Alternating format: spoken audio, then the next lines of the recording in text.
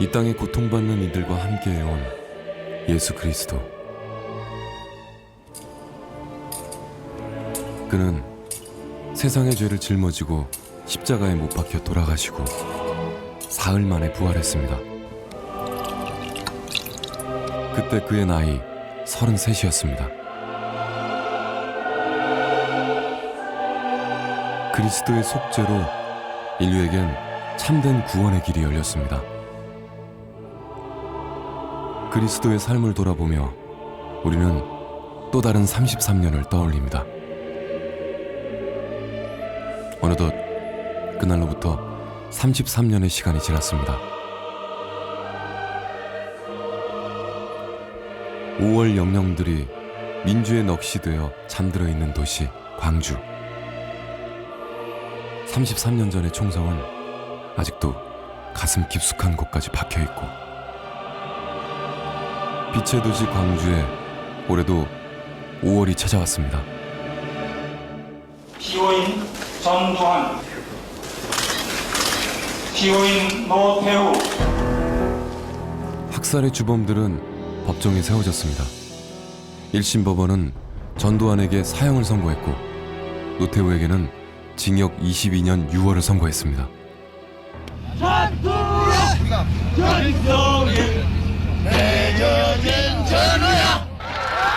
학살자들이 만들어낸 폭도와 빨갱이란 말은 오랫동안 주홍 글씨로 남았습니다.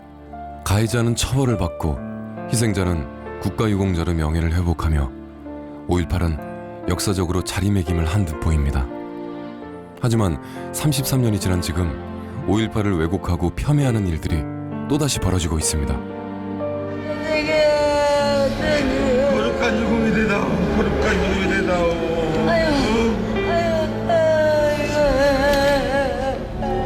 인터넷 극우 사이트에서는 태극기로 덮인 5월 희생자들을 홍어상자에 비유하며 조롱거리로 삼았습니다. 악의적인 비방과 유언 비어들로 5월 광주는 아파하고 있습니다. 무엇 때문에 그들은 슬픔에 잠긴 유족들과 희생자들을 비방하며 역사를 부정하려 할까요? 우리의 5월은 지금 어디로 가고 있는 걸까요? 5월 20일 저녁 광주 남동성당에서 5.18 기념 미사가 열렸습니다. 이날 미사에서는 아주 특별한 책이 전달됐습니다. 5.18 기념재단에서 최근 발간한 5.18 기억과 역사 제5권 천주교 편입니다. 1980년 5월 가톨릭교회는 광주 민중의 고통에 스스로 동참해 고난의 십자가를 나눠가지고 가시받기를 자처했습니다.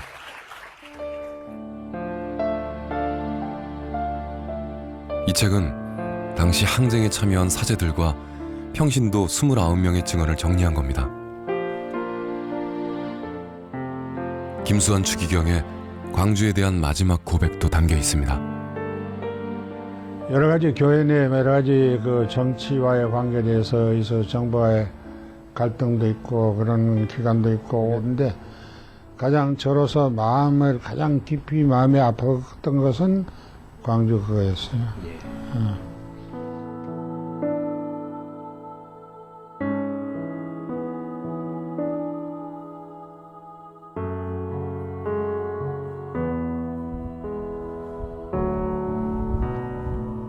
5월의 신부로 잘 알려진 김성룡 신부. 그는 사제직에서 은퇴한 후 완도에 집을 짓고 살고 있습니다. 그는 최근 천주교 정의평화위원회에서 보내온 자신의 5.18 인터뷰 녹취록을 들여다보고 있습니다. 1980년 5월 그는 광주 남동성당의 주임 신부였습니다. 남동성당은 항쟁의 중심지였던 전남도청과 가까이 있었고 그는 시민수습대책위원회에 참여했습니다. 그에게 5.18은 사제로서의 삶을 송두리째 뒤흔들었습니다. 내 삶 안에서 광주민주항쟁은 굉장히 큰 비중을 차지하고 있죠. 사실 그때 나는 정말 신부로서 새 사람이 됐다고 하셨어요. 네. 신앙도 그렇고 모든 게. 5월 이전의 광주는 그에게 평화롭고 조용한 도시였습니다. 하지만 1980년 그날의 광주는 공포와 피로 물든 혼란의 도시였습니다. 젊은이들을 폭도로 매도하며 야만의 학살이 자행됐습니다.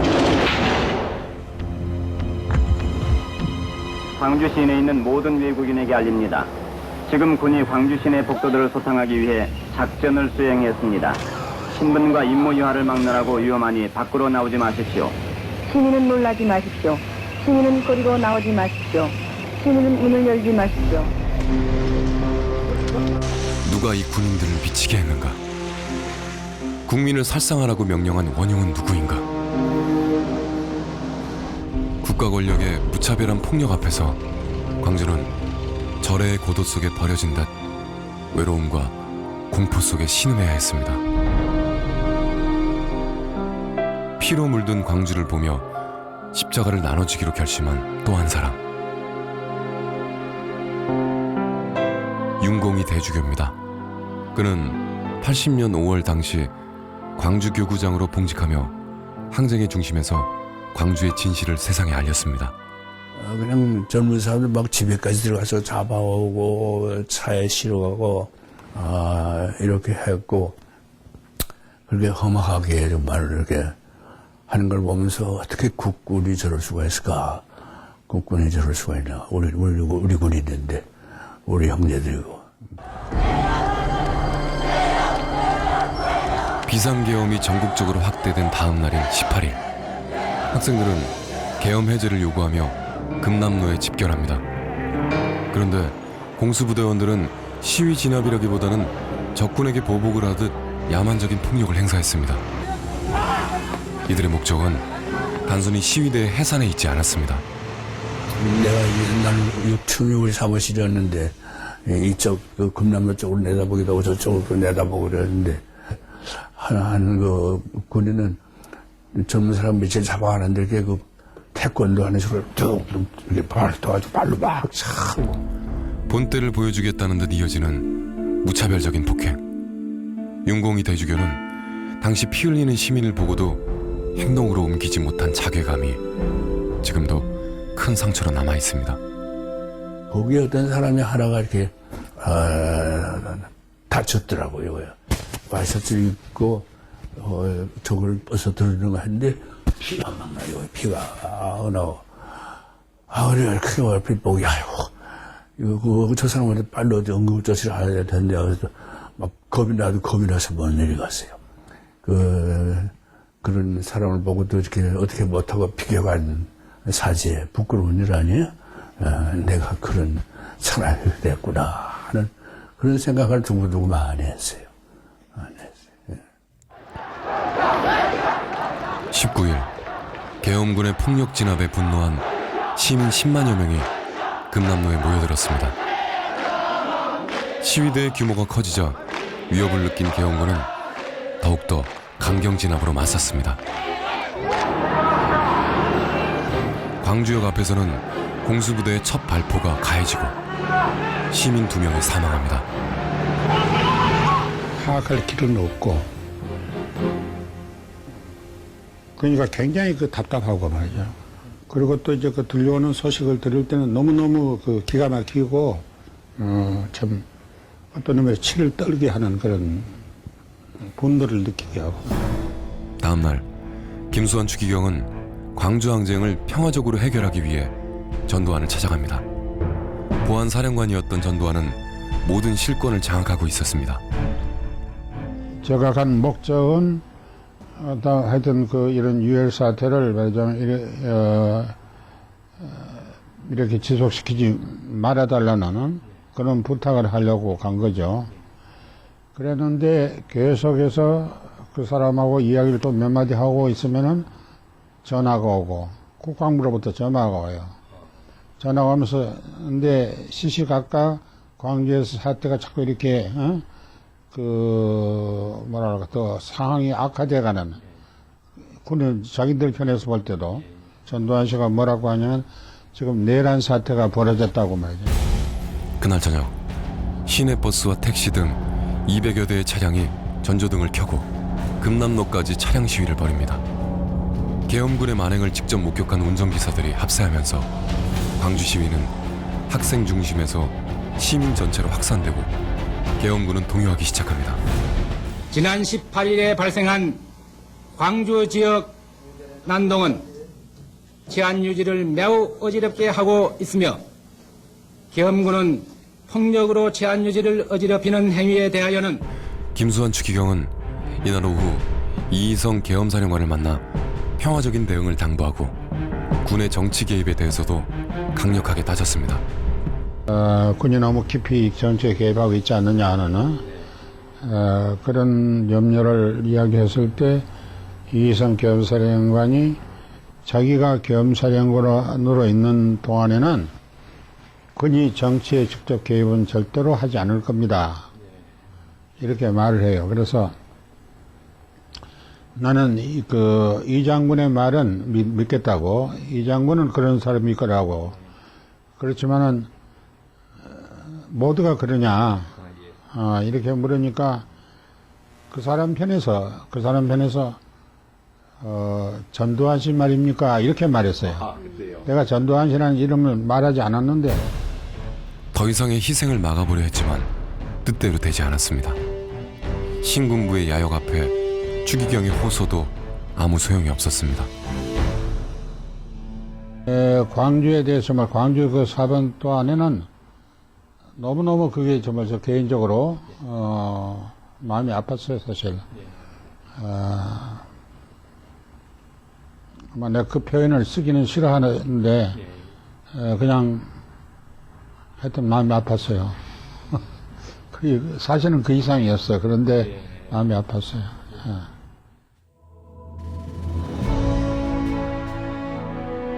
항쟁 나흘째 광주 지역 신부들이 호남동 성당에 모였습니다.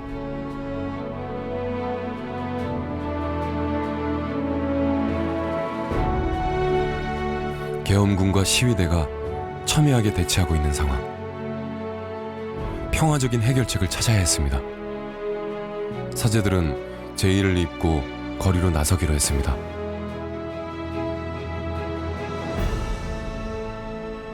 비폭력적인 방식의 사태 해결을 양측에 호소하기로 한 겁니다. 우리 시민들을 위해서 우리가 할 수 있는 일이 무엇일까? 그래서 사제들이 우리가 시민과 계엄군과 대치 상태에 있는 그 거리로 우리가 제의를 입고 나가자. 사제들은 더 큰 희생을 막기 위해 기꺼이 자신들을 거리로 내던지려 했습니다. 하지만 계엄군 측은 사제들의 제안을 거절했습니다. 그들의 눈에 시민들은 폭도들이고 범법자일 뿐이었습니다. 시위대와 치열한 공방전을 벌이던 오후 1시 도청 스피커에서 애국가가 울려 퍼집니다. 애국가는 집단 발포의 시작을 알리는 소리였습니다. 시민들 54명이 그 자리에서 목숨을 잃고 금남로는 피로 붉게 물들어갑니다. 계엄군의 집단 발포로 최대의 희생자가 발생한 이날은 부처님 오신 날이었습니다. 당신 백성을 구하소서. 불의에 찬 이 세상에 억눌려 신음하는 당신 백성을 구하소서.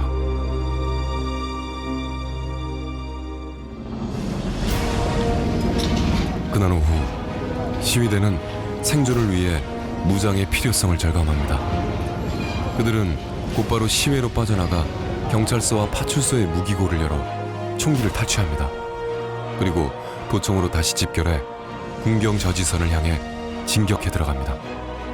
광장의 시민들은 이들을 시민군이라 불렀습니다. 그날 저녁 계엄군은 퇴각하고 시민군은 도청을 점령합니다.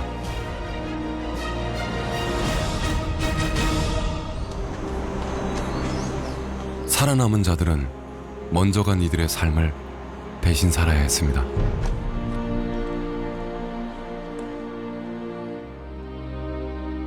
올해로 사제 수품을 받은 지 50년째. 그토록 긴 시간을 지나오면서도 그의 삶은 온전해지지 못했습니다.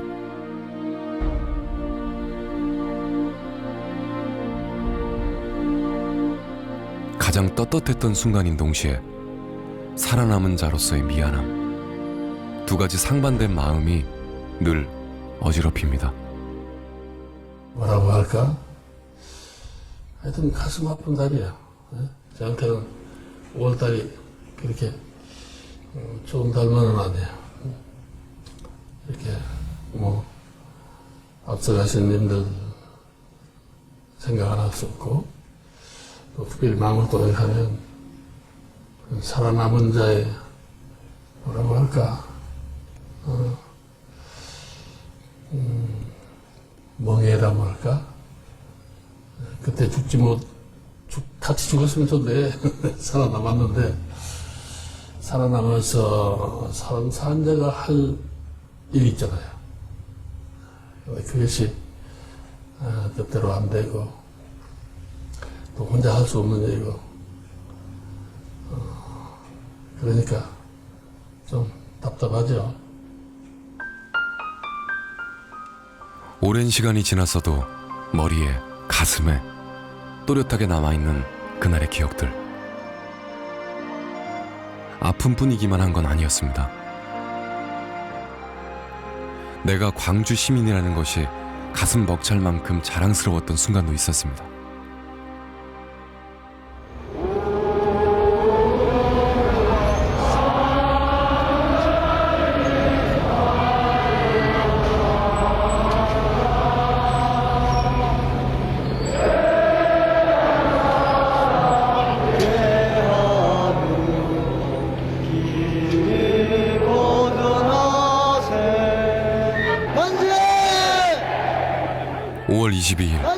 광주는 시민이 주인이 됐습니다. 진정한 민주사회가 건설하기를 열망하는 국민 여러분, 우리 광주 시민들은 최후의 이름까지 싸울 것입니다. 그리하여 언젠가는 역사의 심판이 내려질 때 우리는 정말 떳떳하게 싸웠다고 자신있게 말할 수 있을 것입니다. 이날 광주 시민들은 치안 부재 상황에서 성숙한 시민 공동체를 보여줍니다. 계엄군이 시내로의 진입과 통신을 차단해 물자가 부족해도 단 한 건의 약탈도 없었습니다. 시장의 상인들은 거리에 솥단지를 걸어놓고 주먹밥을 만들어 시민군을 먹였습니다. 밥과 피를 나누며 서로의 생명을 나눴던 사람들. 총상을 입은 환자들이 피가 모자라 수술을 받지 못하자 시민들은 앞다퉈 병원으로 달려갔습니다. 5월의 광주는 거대한 슬픔의 공동체이면서 나눔의 공동체로 나아가고 있었습니다.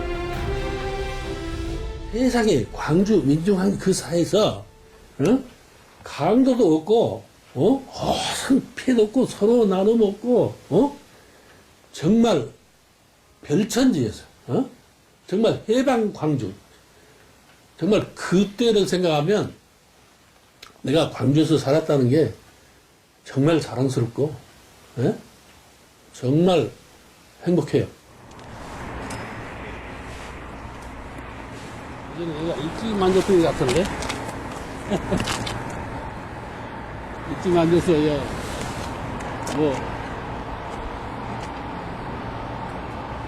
보고도 하는 거 들었는데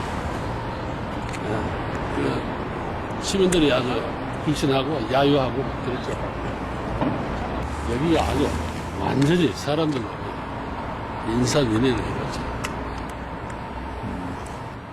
그때 처음에 수습위원들 처음에 했던 분들이 상무대에 가서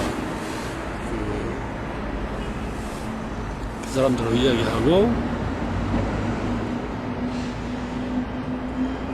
무기 해소하라고, 무기 해소하라. 그 이야기, 그런 내용이었죠. 그러니까 뭐 대안도 없이 그냥 무기만 내놓으라고 하니까. 22일 낮 도청에선 교수, 언론인, 종교인 등 15명을 대표로 최초의 시민수습위원회가 결성됐습니다. 이들은 군의 과잉진압 인정과 연행자 석방 등을 담은 수습안을 들고 계엄군 측과 협상을 벌입니다. 하지만 계엄군 측은 무조건 무기부터 반납할 것을 요구했습니다. 평화적인 사태 해결을 위해 수습위원회는 무기 회수를 결정합니다. 시민군에게 무기가 풀려 있으면은 얼마나 오랫동안 대치 상태에서 그 소위 5.18 사태가 오래 장기화 되겠더라고. 그러니까 어떻든 평화적인 해결을 하려면은 무기는 일단 회수를 해야겠다. 수습위원들은 무기를 회수하기 시작했습니다. 하지만 시민군 모두가 동의한 것은 아니었습니다. 일부 시민들은 협상 결과가 미온적이고 굴욕적이라며 강하게 반대했습니다. 무기 회수 이전에 계엄 해제와 구속자 석방 등을 먼저 선행할 것을 요구했습니다. 아무것도 피해 보상이나 이런 것도 또 5.18에 대한 진정한 진상도 책임도 누가 짓는다는 그런 이야기도 없이 어떻게 무기만 회수해서 반환하고 그러면 우리는 결국은 우리가 잘못했어 하고 무릎 꿇는 것밖에 되느냐. 시민군이 절대 무기를 내려놓지 못한 데는 절박한 이유가 있었습니다. 무기를 반납하지 않는 이유 또 하나는 그러한 보장을 받기 위한 수단이다 이것이. 최후의 보험이다 이것이. 우리는 최후 1인까지라도 대결해서 싸우겠다. 그날 남동 성당에서는 홍남순 변호사와 조아라 여사, 명록은 교수, 김성용 신부 등 16명이 모여 별도로 수습 대책을 논의합니다. 도청에 있는 수습위원회가 신임을 못 받고 있으니까 우리 집 남도에 모여있는 그때 홍남순 변호사라든가 또 이능구 변호사도 있고 우리는 남동에서 지금 모여있다. 위원회를 뭘 조직을 할 것처럼 그렇게 얘기가 된 거를 말을 하길래 그러지 말고 조직을 따로 만들면 어떻게 쉽게 말하면 어용 조직이라고 할까 이런 게 될지도 모르겠고 그 조직이 둘이 좀 이상하지 않냐. 그러니까 남동에 모인 우리 모인이들이 도청으로 들어가라. 들어가서 그냥 같이 만나서 해라. 23일 시민수습대책위원회와 남동수습대책위원회가 도청에서 만나 합동수습대책위로 전열을 정비합니다. 합동수습대책위는 7개 항목의 수습대책을 결정하고 계엄군과 협상을 벌입니다. 그 자리에서는 다 좋은 의견이라고 그래요. 그런데 이제 비상전화를 가지고 전국 계엄 당국 본부에 이제 문의를 한 모양이 이 내용을. 그러니까 안 된다, 다 안 된다, 다 거절. 그래서 다 거절되고 하나도 관철된 것이 없었어요. 이상의 요구가 관철될 때까지 우리는 끝까지 부대한다. 협상은 결렬됐고 시민들의 외침은 더욱 거세고 뜨거워졌습니다. 정의를 부르짖는 해방 광주는 오히려 평화롭기까지 합니다. 그때 서울에서는 주교회의가 소집됩니다. 김수환 추기경은 주교회의 상임위원회를 통해 5.18에 관련된 의견서를 냅니다.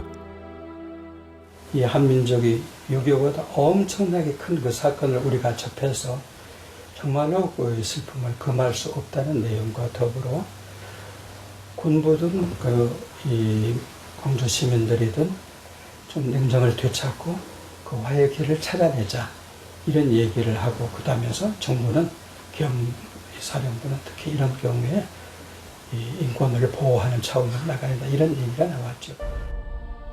추기경은 25일 윤공희 대주교에게 광주의 비극을 위로하는 편지와 구호금 1,000만 원을 보냅니다. 편지 내용은 뭐 지금 제가 기억하기에는 위로하고 어떻게 말하면 좋은지 모르는 그러니까 많은 희생자들이 났을 것 같은데 지금 신문 아무것도 보도가 안 되고 있으니까 그러니까 답답한 그런 거고 내가 뭘 어떻게 도와주면 좋냐든지 이런 의미가 담겼고 무엇보다도 이제 진실이다. 진실이 뭐냐 하는 거. 왜냐하면 신문이나 이런 데서도 다른 방향이 이렇게 되니까 진실이 뭐냐 하는 거. 추기경이 그토록 알고 싶어했던 진실은 철저히 묻혔습니다. 시민들이 바라는 것 또한 오로지 진실 그것이었습니다. 신군부의 입장만을 대변하는 언론은 더 이상 언론이 아니었습니다. 온통 북계의 사주를 받은 폭도들로 매도되고 현장의 잔악한 사실들은 조금도 알려지지 않았습니다. 그렇게 광주는 언론에 짓밟히고 계엄군에 짓밟히며 처절하게 버림을 받았습니다. 그게 어떤 근거에 선 것이냐. 그러니까 근거는 없다라고 이야기를 했습니다. 근데 이런 사람들이 그렇게 무책임한 발언을 했었거든요. 이걸 전 국민을 대상으로 특별 담화로 해서 전 TV라든지 방송이라든지 이걸 통해서 했는데 이걸 지금까지 그때 한 걸로 끝났고 나는 사실 이걸 당시 합수부에서 준 걸 그대로 읽었을 따름이다 라고 이렇게 발뺌을 한다라고 하면 정말 무책임한 일이고 광주 시민은 그 일로 인해서 지금까지도 그 온라인상에서는 빨갱이로 계속되고 있죠.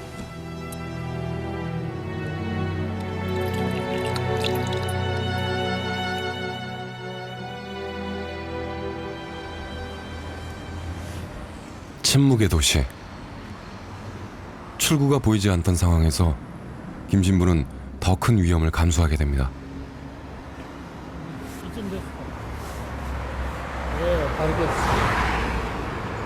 양쪽에 이렇게 길에다가 흙 이렇게 싸놓고 기관총 이쪽 전부 시민들이 막 다 따라왔거든. 우리가 있을 때 26일 새벽 계엄군은 탱크를 몰고 또다시 시내로 들어왔습니다. 이렇게 탱크를 저리 뒤로 원 자리로 원 자리로 옮겨라. 그러면 가서 이야기하겠다. 에? 그래서 탱크가 그때 부르르 해가지고 저리 또 뒤로 갔어요. 그때 막 시민들이 막 박수치고 그 생각이 좀 나고. 끝내 평화적인 해결을 향한 바람을 묵살하고 더 큰 무력을 행사하는 계엄군. 김 신부를 비롯한 수습위원들은 목숨을 걸고 무력 진압을 나가서기로 합니다. 동이 트면 우리 어른들이 그 탱크 있는 데로 가겠다. 총바지로 갈란다. 그래야 될 것 같아. 너희들이 앞서서 우리들이 어른들이 총바지로 갈 테니까 그러면 숨어와서 죽지 먼저. 우리가 먼저 죽을 거야. 그럼 너희들은 여기서 끝까지 사수해라. 만일에 우리를 죽이고 여기 오면 너희들도 마지막 한 사람까지 싸워라. 또 광주의 자존심을 지키고 싸워라. 중무장한 탱크는 시민들을 위협하며 돌곡의 농촌진흥청까지 진격해 들어왔습니다. 수습위원들은 금남로에 일렬로 서서 탱크를 향해 걸어갑니다. 언제 총알이 날아들지 모르는 죽음의 행진이었습니다. 양쪽 길 옆에 이 자식들이 말이야 이렇게 흙 주머니 이렇게 해놓고 그다음 기관총을 딱 해놓고 우리를 고누고 있더라고. 그리고 보니까 2층에도 어떻게 올라가서 또 옥상에 올라가가지고 그 M16 그것을 딱 우리한테 고누고 있어. 시민들한테 총구리를 대다니. 이들은 다시 협상에 돌입합니다. 하지만 국민을 보호해야 할 군대를 동원해 국민을 학살한 신군부. 그들에게 애당초 협상의 의지 같은 건 없었습니다. 그러니까 어떻게 이것이 우리 대한민국 군인이냐? 어떻게 너희들을 군인이라고 할 수 있냐? 너희는 말이야 우리에게 지금 살인자들 뿐이야. 살인자 그 이상이 아니야. 그러니까 광주 수습한다고 해도 너희들은 절대 들어오면 안 돼. 이제 앞으로 살인자들이 광주 시내 얼씬거리지 마. 너희는 군인으로 안 보이고 살인마로 보이니까 얼씬하지 마라. 광주를 수습하려면 경찰들을 시켜. 너희는 이제 안 돼. 그렇게 이야기를 했어요. 서울에서 목포와 광주로 떠나던 고속버스도 어제 오전 9시부터 다니지 않고 정오까지만 운행해서 전라남도로 들어가는 모든 육로가 사실상 막혀 있습니다. 결국 마지막 단판마저 결렬되고 김 신부는 광주의 참상을 외부에 알리기 위해 탈출을 시도합니다. 곳곳에서 검문이 이어졌지만 서구적인 외모 때문에 외국인으로 착각해 군인들은 그를 놓아줬습니다. 그렇게 13번의 검문을 뚫고 나서야 그는 서울에 도착할 수 있었습니다. 그런데 죽을 수도 있어요. 그러니까 나는 내 생각대로는 내 생각으로는 내가 죽을 수도 있는 길이다. 그래서 내가 엑소더스라고 했어요. 그 이스라엘 백성들이 에집트를 탈출할 때 그때 쓴 말이에요. 엑소더스. 출애굽기. 나도 광주를 탈출하는 엑소더스. 그래서 일부러 그런 말을 썼는데 난 정말 죽음을 각오하고 갔어요. 그러니까 나는 그걸 내 소명으로 알고. 그는 김수환 추기경을 만나 광주 참상에 대해 보고하고 기록을 남깁니다.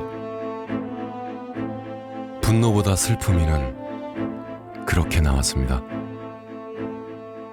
신부로서 이 엄청난 사건 속에서 정말 그 무지무지한 분노를 느꼈지만 그 분노보다도 더 큰 것은 이 아픔이야. 그래서 이 동족끼리 말이야. 이게 무슨 이게 김신부가 없는 도청의 마지막 밤.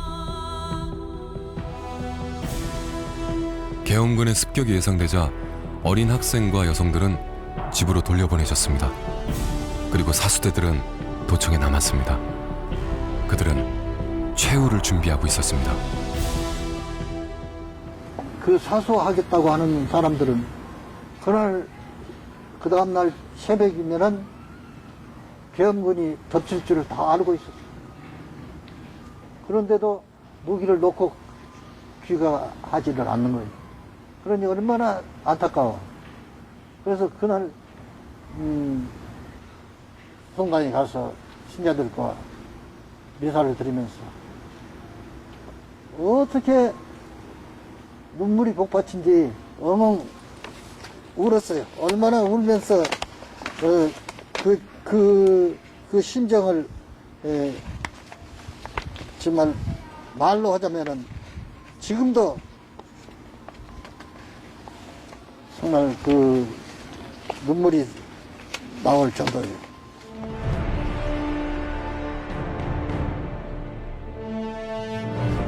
우리를 기억해 주세요. 우리를 잊지 말아 주세요.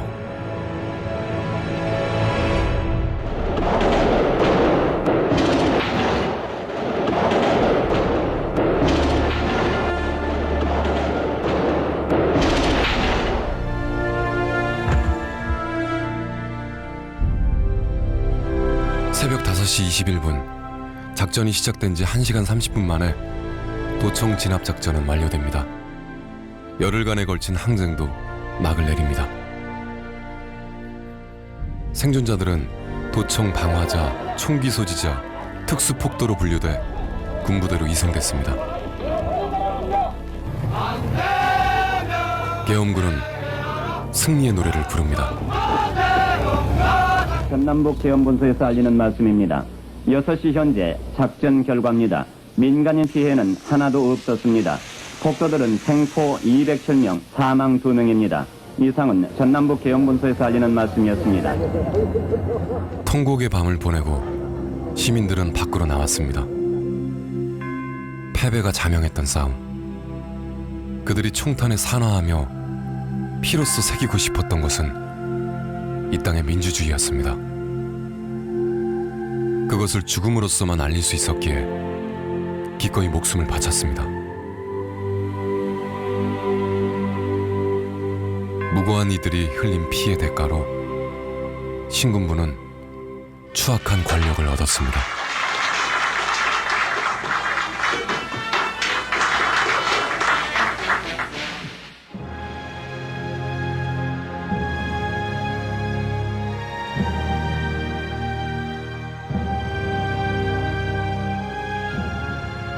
김수환 추기경은 그의 6.25 30주년 담화에서 5.18 문제를 첫 번째로 언급합니다.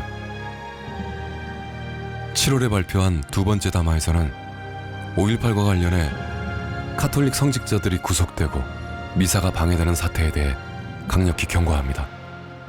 시민들 많이 잡혀갔을 때 8명이 잡혀 있었고 늦게까지 잡혀 있으니까 이제 김서영 신부 제일 오래 1년 반인가 징역사를 했지. 저비오 신부는 조금 먼저 풀려나왔고 처음에 8명 갔던 중에는 얼마 안 있다 나온 시민들이 몇이 있어요. 지금 그때는 뭐 워낙 많은 사람을 잡아갔으니까. 항쟁 이후 살아남은 이들의 상처를 닦아주기 위해 김수환 추기경과 윤공희 대주교는 전두환을 만납니다. 이미 명록은 교수를 비롯한 3명은 대법원에서 사형 선고를 받았고 구속자 가족들은 주교관을 점거하며 구명을 호소하고 있었습니다. 그런 양반은 오시면은 제한된 김추기경과 윤주교는 부디 극형만은 막아줄 것을 간곡하게 당부했습니다. 하지만 그 자리에선 3명 모두의 감형은 어려울 거란 회의적인 답변을 들어야 했습니다. 아마 저녁 5시인가 6시에 그 소식이 나왔습니다. 예. 이제 세 사람 다 이제 감염되는 거. 그렇게 되니까 얼마나 좋아요. 이분들은. 그러니까 당신들이 그 농성한 그런 효과가 어떤 의미로 났지.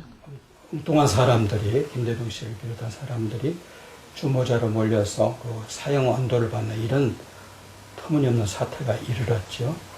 그때는 우선 그 목숨을 살리고 와야 하니까 직접 이 전두환 씨를 만나서 그들에 대한 구명 운동을 하고 세계 여러 군데서 또 교황청에서도 그분들에 대한 구명 운동에 그 메시지가 오도록 선을 썼던 것은 그 추기경님에 대해서 우리 광주 시민들이 기억하고 있는 고마운 일이겠죠. 1984년 한국을 찾은 교황 요한 바오로 2세는 정부의 만류에도 광주를 방문합니다. 아직 항쟁에 대한 규명이 이루어지지 않은 시기, 교황은 금남로를 행진하며 불의에 맞서 저항했던 시민들을 위로했습니다. 그때 당시 저는 로마에서 유학 생활을 하고 있었습니다만 80년 5.18 이후 얼마 안 돼서 그 로마를 방문하신 김수환 추기경님을 뵙고 여러 가지 말씀을 들은 적이 있었습니다. 우리나라의 모든 언론이 귀를 막고 눈을 막고 있을 때 이 사실을 전국적으로 알리고 전 세계에 알려서 가치 있는 일을 위해서 목숨을 바쳤던 분들의 희생이 결코 헛되지 않도록 전 세계에 호소하고 동참하고 또 이 문제를 해결하기 위해서 많은 도움을 주셨다고 생각을 합니다. 5.18 항쟁 이후 김수환 추기경은 권력의 감시 대상이 됐습니다. 그럼에도 그는 굴하지 않고 민중의 편에 서서 시대의 아픔에 동참했습니다. 박종철 군과 이한열 군의 죽음으로 60 항쟁이 일어나고 경랑의 물결 속에서 추기경은 시대의 어른으로 정신적 지주로 함께했습니다. 교회 사목 헌장이 그게 참말이 그 기쁨과 희망, 슬픔과 은혜 사람들의 그것은 곧 그 그리스도를 믿는 사람들의 바로 그것이다. 특별히 가난한 사람들의 그 기쁨과 희망, 슬픔과 고뇌는 더욱 그렇다는 그런 의미의 말씀이 있죠. 그 말씀대로 정말 슬퍼하는 사람은 함께 슬퍼할 줄 알고 고통을 겪는 사람 함께 고통을 나누는 그런 마음가짐, 그것이 그런 마음을 교회에서 사람들이 볼 수 있을 때 그게 무엇보다도 그리스도의 복음을 전하는 증거가 되지 않는가. 한파가 몰아치던 2009년 2월 추기경은 87세를 일기로 선정하셨습니다. 명동성당엔 추모의 행렬이 끝없이 이어졌습니다. 세례의 물로 씻으시고 견진의 성유를 발라주신 추기경 김스테파노를 성인들과 함께 보핀이들 대열에 들게 하소서. 그에게 종교, 정치, 신념은 중요하지 않았습니다. 오로지 인간에 대한 사랑만이 그를 행동으로 이끌었습니다. 인간의 존엄성이 가장 참혹하게 짓밟혔던 곳. 추기경에게 5월은 무엇이었을까요?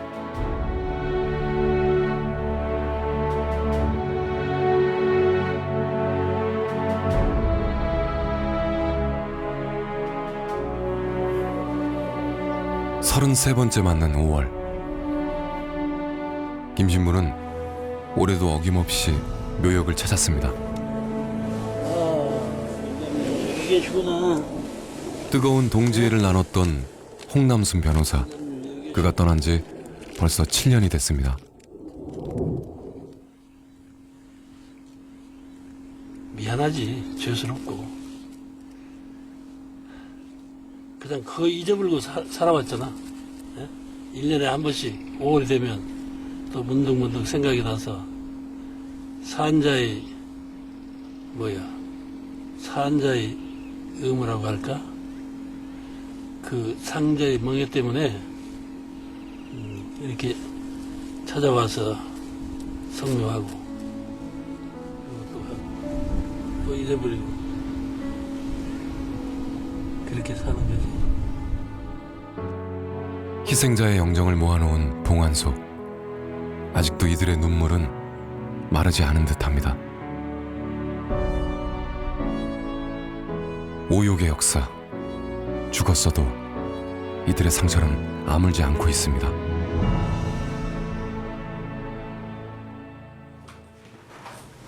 살아남은 사람들도 여전히 고통을 호소합니다. 광주 트라우마 센터는 5.18 항쟁과 같은 국가폭력의 피해자들을 치유하기 위해 문을 연 곳입니다. 참가자들은 집단 상담과 미술 활동을 통해 치유의 도움을 받습니다. 지금처럼 5.18 자체를 폄하하고 이북에서 내려온 특수부대가 저질렀다. 전두환이가 사열받는 이런 데서 어떻게 안전할 수가 있겠어요? 안전하지 않는 거죠. 그래서 안전한 사회적으로 안전한 환경을 만들어주는 것. 그러려면 사회 공동체의 지지와 관심이 첫 번째인 거고, 두 번째로는 5.18에 관한 진실을 왜곡하고 폄하하려고 하는 사람들에 대해서 단호하게 노라고 말할 수 있어야 된다고 저는 생각을 합니다. 그게 치유를 하기 위한 선결 조건이다. 미술 치료라는 걸 처음 해보는 박유덕 할머니. 그녀의 남편은 80년 5월 계엄군에게 고문을 당한 뒤 2년 후 세상을 떠났습니다. 우리 아빠가 80년도에 해갖고 82년도에 돌아가셨는데 제일로 집에서 찰밥 한 번 먹고 내가 죽었으면 운이 아니겠다고 병원에서 그랬거든요. 수술 막 끝냈어. 그런데 이 촛불 해보고 하나는 내 거, 하나는 우리 아빠 거.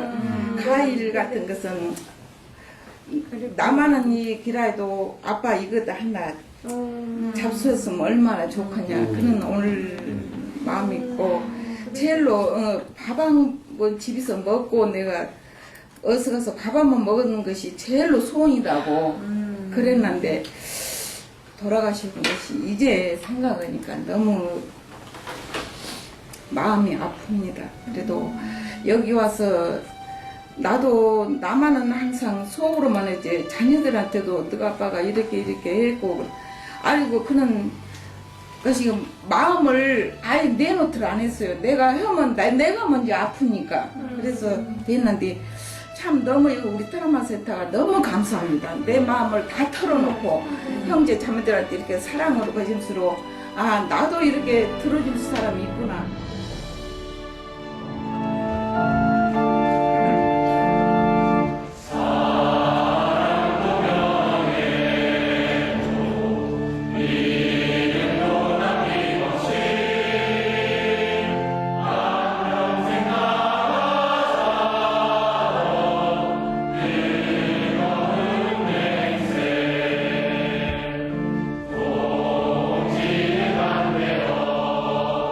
사제들은 다시 5월 광주의 십자가를 나눠지려고 합니다.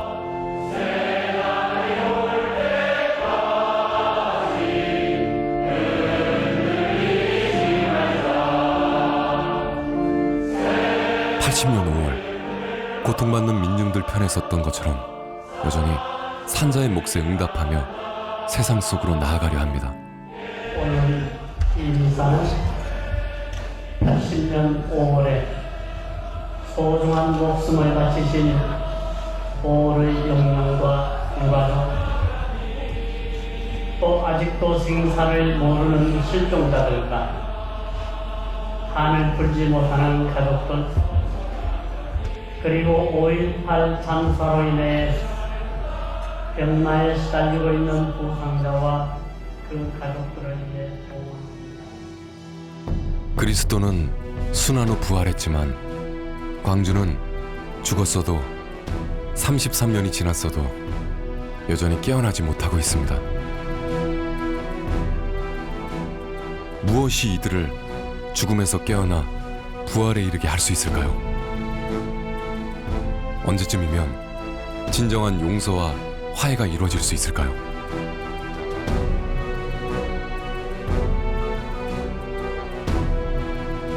그런 날은 저절로 오지 않는다고 추기경은 말합니다.